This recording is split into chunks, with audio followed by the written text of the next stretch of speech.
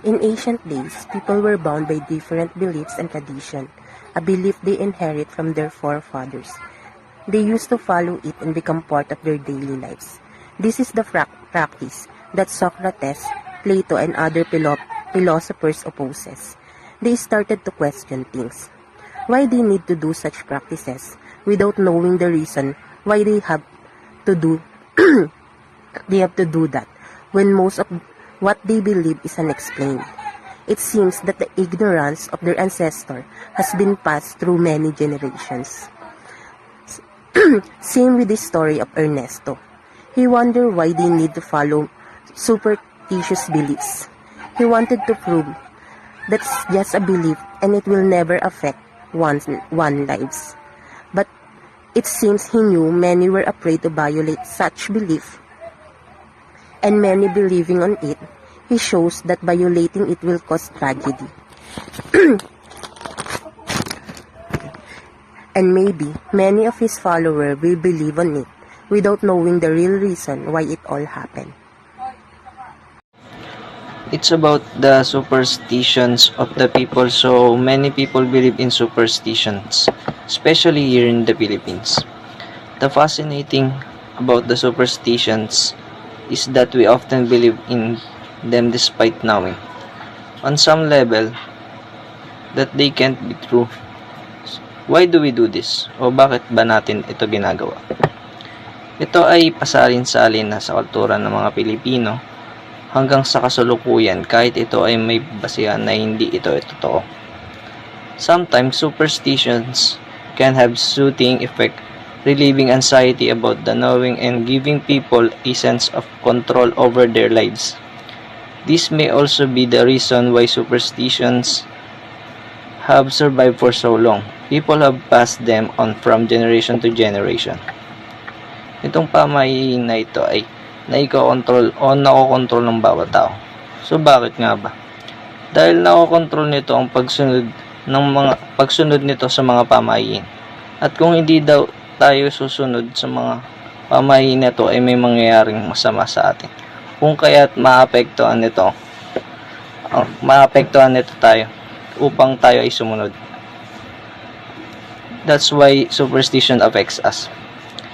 In case of Nestor, they proved na hindi totoo ang mga pamahiin so that he proves it using a video. Pero di sapat ang basihan na dahil namatay sila dahil sa hindi sila sumunod sa pamahiin. Plato fondness for mythology was but additional proof that he was willing to revert to old superstitions for long before Plato. Greek philosopher had discarded the myth as unworthy of him who searches for.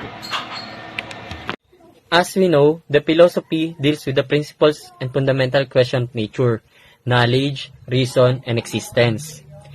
Specifically, it may concern religious issues, faith as such in pursuit of understanding the underlying concept, such as beliefs that have been part of the Filipino culture.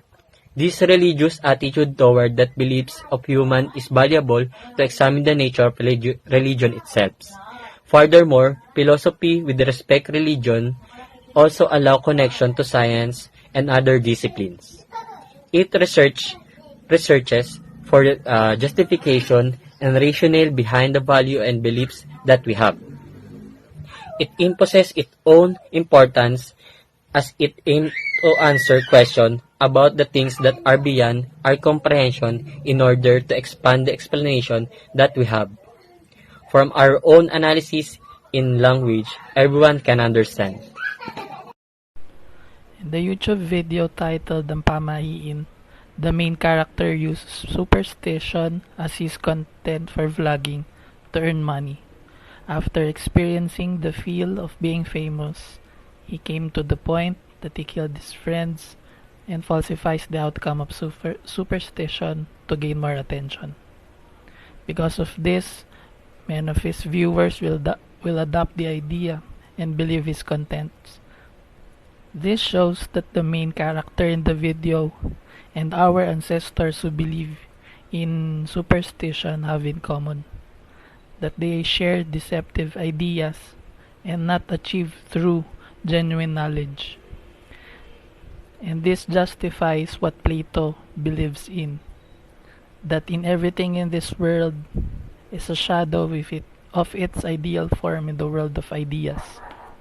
This belief is the basis of his theory that we have the power to perceive with our senses.